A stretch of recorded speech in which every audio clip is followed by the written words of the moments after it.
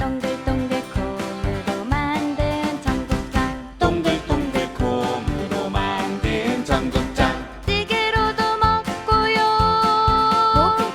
가루는 우유에도 타서 먹어요 우리 모두 건강을 챙겨봐요 생태맘 청국장 동글동글 콩으로 만든 청국장 동글동글 콩으로 만든 청국장 참예수님, 어제는 다윗이 75세 죽어요.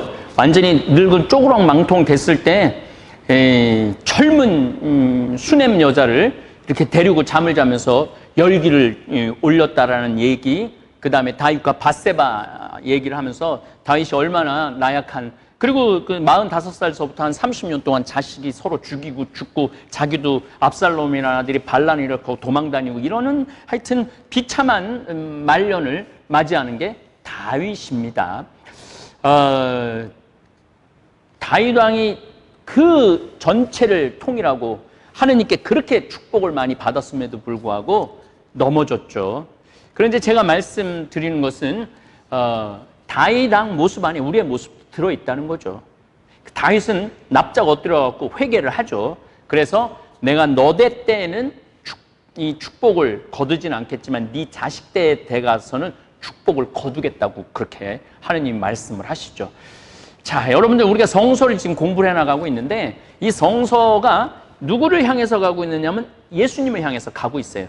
그런데 가다가 이쪽도 들르고 저쪽도 들르고 그러던 이쪽 길이 아니야. 이놈아 하느님이 이쪽 길이 아니야. 저쪽 가려면 저쪽 길도 아니야. 그래서 길을 점점 제대로 된 길. 그래서 이사야 예언자가 뭐라 그래? 나는 길을 닦으러 왔다고 그러잖아요.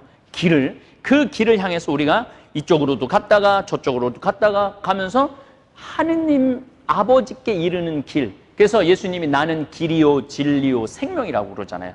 제가 어렸을 때 초등학교 때 학교 끝나고 학교가 여기 있고 집이 이쪽이면 한 번도 학교 끝나고 이렇게 집 쪽으로 가봤던 적이 없어요. 항상 학교 끝나고 뒤에 광교산 영마산이라는 게 있는데 광교산 영마산이라는 데 가갖고 메뚜기 잡고 가재 잡고 개구리 잡고 어렸을 때 집에서 매를 키웠는데 개구리 참 지금 생각하면 정말 많이 잡았던 것 같아요. 한 번 한 20-30마리씩 잡아다가 그 키우는 매를 먹이고 참 어렸을 때 바빴어요.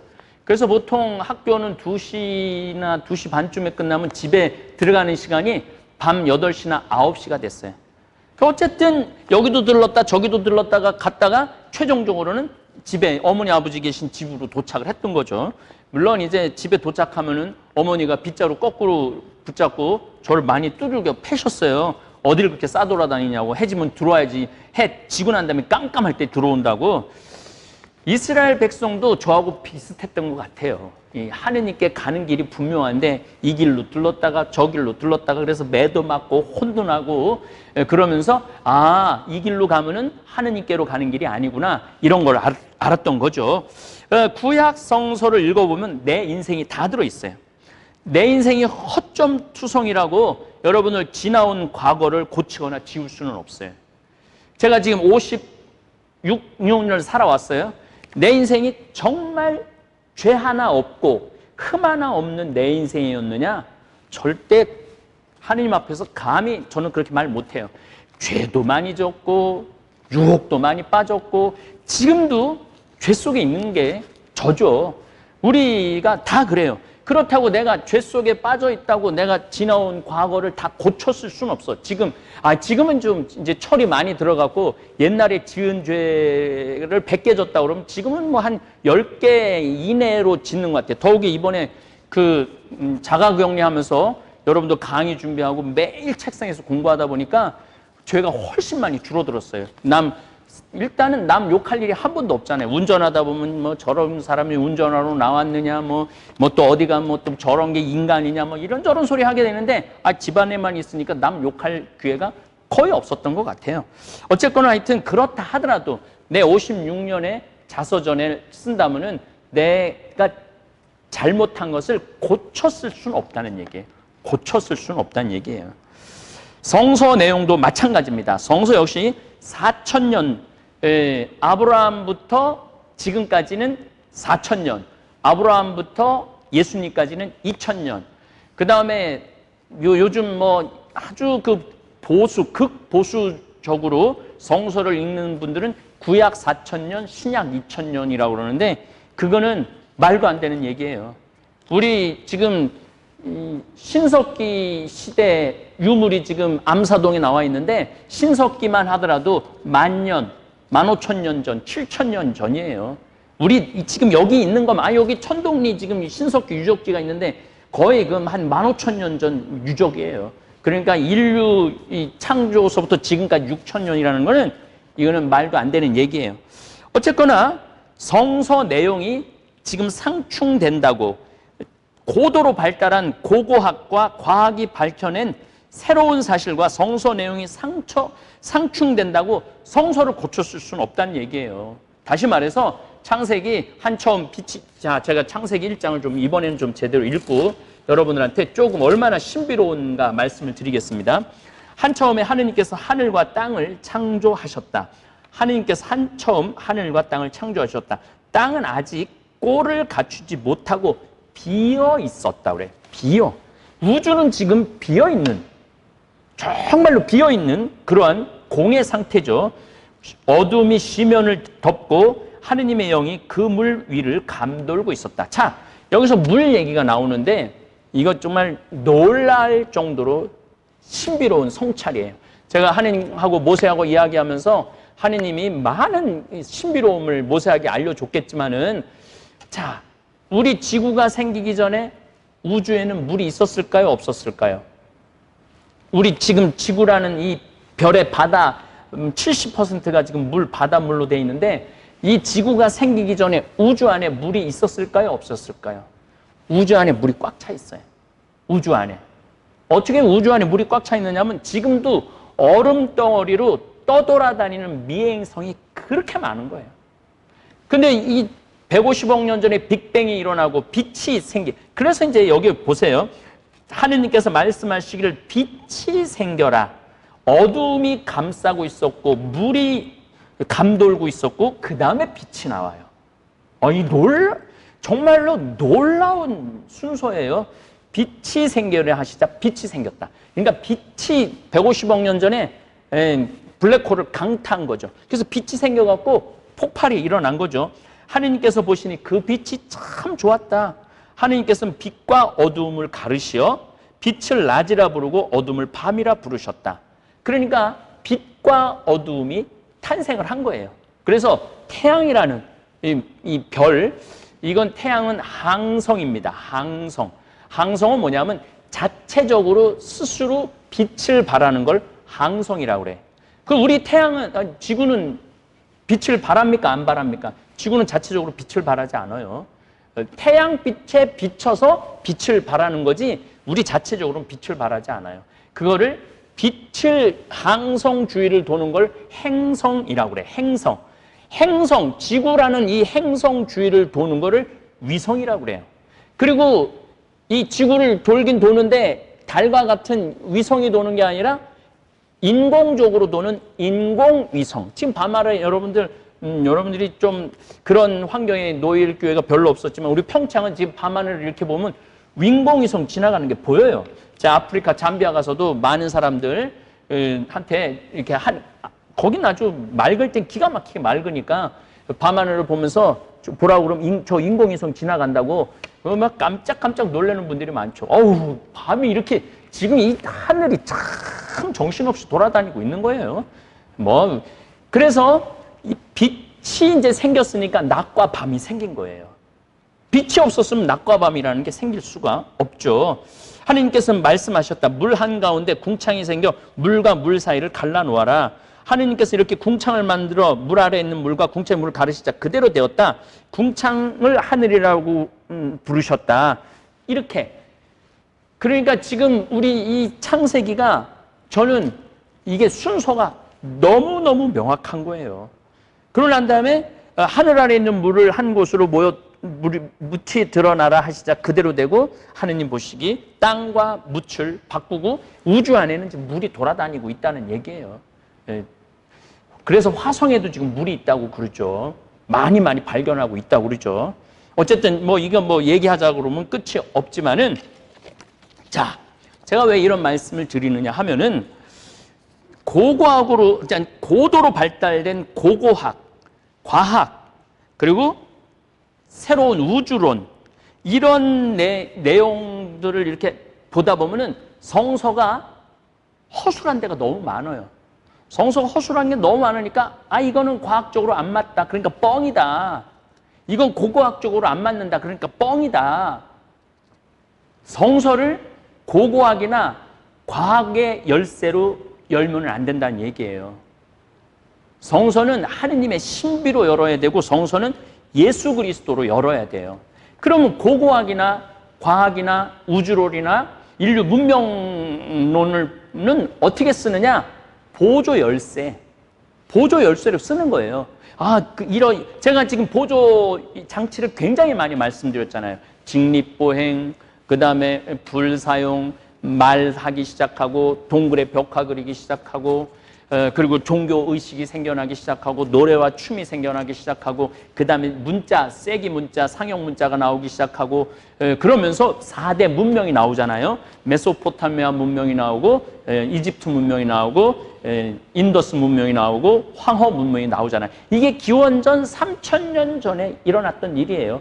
아브라함은 기원전 2000년 전 사람이에요. 그러니까 아브라함은 이런 4대 문명에 대한 영향을 받은 사람이라고. 특히 메소포타미아 문명은 지구에서 가장 먼저 발전한 문명이에요. 하느님께서 가장 빨리 언어를 가지고 빨리 영혼이 깨어있는 이 아브라함, 우르 사람, 메소포타미아 문명 한가운데 있는, 지금 이라크 지역에 있는 우르의 아브라함을 부른 거는, 저는 당연히 이 성서, 그러니까 성서를 읽으면은 막 가슴이 뛰고 머리가 막 깨어나고 제 영이 막 춤을 추는 것 같아요.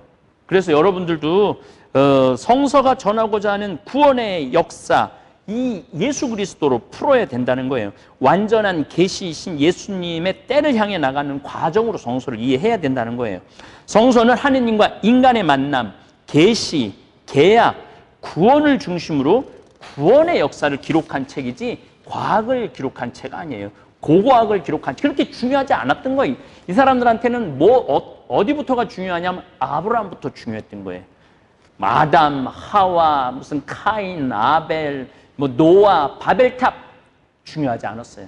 그런데 현대인들이 신앙을 처음 가졌을 때 머리통이 터지게 싸우는 게 바로 아담, 하와, 카인, 아벨, 노아, 셈, 함, 무슨 바벨탑, 그거 가지고 머리가 터지게 싸우는데, 가장 어리석은, 가장 원초적인 성서에 대한 그 열쇠, 흐름, 구원의 역사를 전혀 이해하지 못하는 그런 논쟁거리라는 거죠. 어쨌든 이제 엘리야 예언자가 굉장히 중요합니다. 이스라엘의 가뭄을 예언하고 까르멜 산에서 바알과 아세라 예언자, 그래서 400명, 450명, 800명 다 죽이죠.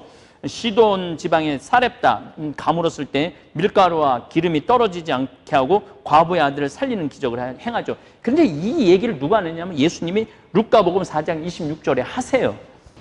예수님이 이제 엄청 중요한 얘기를 하시죠. 나자렛 회당에 들어가셔서 이사야 예언자의 두루마리가 그분께, 이게 이제 다음 시간에 이사야 예언자, 다음 주나 아마 일주일 내내 이사야 예언자 공부할 거예요. 이사야 예언자의 두루마기가 그분께 건네졌다. 그분께서는 두루마리를 펴시고 찾을 수 있는 자격이 있어요. 그 회당에서 가르칠 수 있는 정도의 선생님이면은, 랍비 정도 되면은, 그래서 성서에 뭐라고 써 있느냐면은 루카복음 4장입니다. 17절, 이사야 예언자의 두루마리가 그분께 건네졌다. 그분께서는 두루마리를 펴시고 이러한 말씀이 기록된 부분을 찾았어, 당신이. 주님께서 나에게 기름을 부어주시니 주님의 영이 내 위에 내리셨다. 주님께서 나를 보내시어 가난한 이들에게 기쁜 소식을 전하고 잡혀간 이들에게 해방을 선포하며 눈먼 이들을 다시 보게 하고 억압받는 이들을 해방시켜 내보내며 주님의 은혜로운 해를 선포하게 하셨다.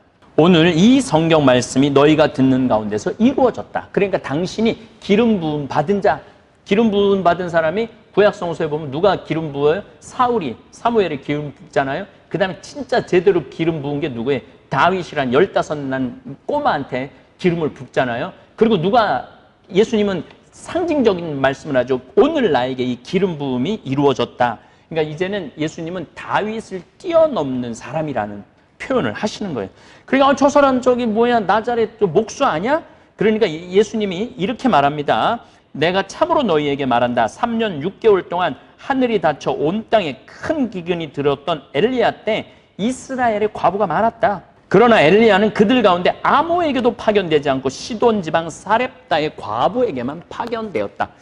이 예수님이요 구약성서 전체를 관통하고 계세요. 구약성서 이사야 예언서, 아브라함 이야기, 야곱 이야기, 그 다음에 모세 이야기, 신약 사복음을 가만히 들여다보면요, 이거 완전한 이해, 완전한 관통이 아니면은 못할 말, 못할 행동들이에요. 전부 다 구약성서, 그러니까 하느님께서 준비한 완전한 때가 예수님께 오신 거예요. 그래서 예수님은 구약성서 전체도 아브라함부터, 물론 창조 때부터 다 알고 계셨겠죠. 아브라함 때부터 모든 거를 다 인지하고 계시고 이 유대인들하고의 교감이 됐던 거죠. 그뿐만 아니라 로마 문명, 헤브라이즘 문명, 헬레니즘 문명, 이집트 문명, 메소포타미아 문명, 멀게는 인더스 문명까지도, 인더스 문명도 나중에 황호 문명하고도 연결이 돼요. 그래서 이 모든, 그 다음에 석가모니, 공자, 부처님, 이게 다 예수님 탄생 400년 전, 500년 전 얘기예요. 예수님 탄생 전 3000년 전 얘기야. 이 성서를, 사복음을 가만히 읽어보면 모든 걸 종합하세요. 완성하세요. 종합하시고 완성하십니다.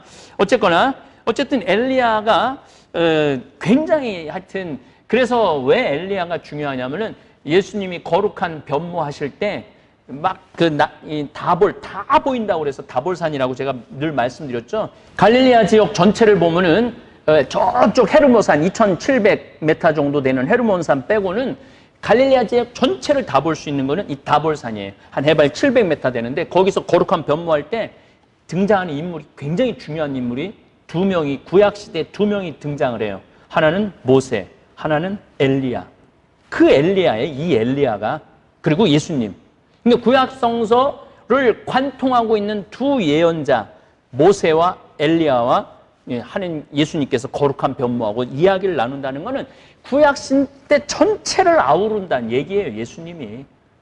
정말 신비롭지 않아요? 여러분들 성서를 읽으면 읽을수록 저는 너무너무 신비로워요. 어쨌거나 하여튼 남유다의 여호람 임금에게 우상숭배와 선왕들처럼 믿음의 길을 걷지 않는 것에 대해서 경고하는 편지도 보냈던 사람이죠. 엘리야는 9세기에 활동했는데 하느님 현존에 대한 깊은 성찰이 있어요. 바알 예언자들의 죽음에 앙심을 품은 이제벨 왕비를 피해서 호렙산, 하느님의 산, 호렙산, 우리가 말하는 시나이 산으로 들어가죠. 이때 호렙산에서 하느님을 대면합니다. 하느님이 나타나는데 강한 바람에도 하느님이 나타나지 않았어요. 자기를 부르는데. 지진에도 하느님이 나타나지 않고 불 속에서도 계시지 않아요. 그런데 아주 침묵 속에서 조용하고 부드러운 소리로 엘리야에게 나타나십니다. 자, 여러분들 내가 하느님의 소리를 듣고 싶다. 그럼 침묵하셔야 돼요. 고요하게 머무르셔야 돼요. 내 마음이 막 종제기 있잖아요. 조그만 것처럼 막 이렇게 누가 말 한마디 하면 막 신경질이 나고 분노가 일어나고 가깝게는 저 같은 경우는 유튜브를 하잖아요. 유튜브를 하면 댓글을 다는데 저는 제가 말씀드리죠. 저는 보수도 아니고 진보도 아니에요. 나는 민주당도 아니고 통합당도 아니에요. 나는 예수당이에요. 예수당. 예수님의 당이에요. 나는 예수님이 내 주인이야. 그런데 막 내가 강의하면은 막 댓글로 막 정말로 인격 모독적인 글들을 다루는 분들이 있어요. 그런데 저는 그런 거를 한다고 저녁에 막 신경질이 나고 막 소리를 지르고 분노하지 않아요. 그냥 이런 글도 있구나. 이렇게 내가 마음이 차분할 때 하느님의 지혜가 내 안에 내리는 거지. 하느님은 불 속에서도 없었고 지진 속에서도 없고 강한 바람 속에서도 없었어요. 아주 동굴에서 나오는데 아주 고요한 고요함 속에서 하느님을 만날 수 있는 거죠. 그래서 여러분들도 이렇게, 그래서 이제 우리는 묵상이라고 그러죠. 가톨릭은 묵상이라고 그러고, 불교에서는 명상, 선, 참선라고 얘기를 하죠. 그 다음에 뭐 인도에서는 만드라, 차크라, 뭐 이런 요즘 그런 것들이 굉장히 많죠. 마음을 이렇게 차분히 이렇게 가라앉히는 묵상 같은 경우도 이렇게 가만히 이렇게 머무를 수 있는 능력을 키워야 돼요. 근데 우리는 성당에 가서 정말 신부님이 묵상하라고 그랬지, 나 좀 묵상 좀 해야지. 가만히 앉아서 정말 예수님하고 얘기 많이 한 것 같아. 정말 오늘 어마어마하게 얘기했다. 근데 시계 보니까 5분밖에 안 지났어. 이건 훈련이 안 된 거예요. 그래서 여러분들 연습하고 훈련해야 돼. 가만히 머무는 훈련은 이제 제가 뭐 나중에 또 기회 되면 여러분들하고 이야기 나누도록 하겠습니다. 자, 이제 모세, 엘리야, 예수님 얘기를 할게요. 주님의 날이 오기 전에 하느님으로 또 파견되어 구세주를 준비할 엘리야의 역할을 신약 성서에서는 세례자 요한이 수행해요. 그래서 저 사람이 엘리야 아니야? 오기로 되어 있던 엘리야 아니야? 이렇게 물어봐요. 사람들이 나를 누구라고 여기느냐? 그 엘리야라고 하지 않느냐? 그랬을 때 베드로가 그러죠. 당신은 하느님의 아들이십니다. 하느님의 아들. 그러니까 네가 대답한 거를 가르친 건 네가 잘나서 한 게 아니라 하느님이 너한테 가르쳐 준 거다 얘기하죠. 이 베드로도 그 성령의 이끄심으로 자기가 감히 이해하지 못하는 하느님의 아들에 대한 고백을 하게 되죠. 어쨌든 신약 시대에는 세례자 요한을 마지막 때에 오기로 되어 있던 엘리야로 압니다. 거룩한 변모 때 예수님은 모세와 엘리야와 이야기를 나누시죠. 요한 묵시록에 나오는 마지막 두 증인, 뭐 신천지에서는 무슨 두 증인이 이만희하고 무슨 유재열이고 뭐 어쩌고 저쩌고 막 뭐 이런 얘기를 하는데 말도 안 되는 얘기예요. 일반적으로 엘리야와 모세라고 생각을 합니다. 예수님께서도 세례자 요한이 엘리야의 역할을 수행했다고 아주 단언해서 말씀을 하십니다. 말라키 예언서 구약성서 마지막 구절이에요. 말라키 예언서도 엘리야를 하느님께서 보낼 거라고 얘기를 합니다. 그만큼 모세와 엘리야는 이 인류의 구세주 하느님의 아들을 준비할 그러한 역할을 했던 정말 위대한 예언자들이죠.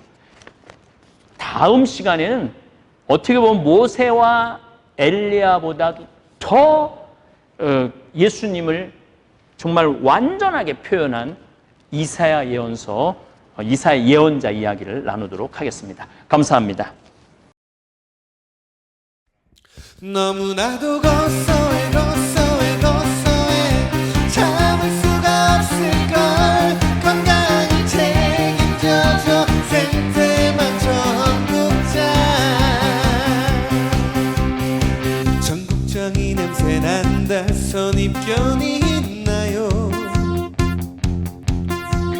나도 처음엔 그렇다고 생각했지.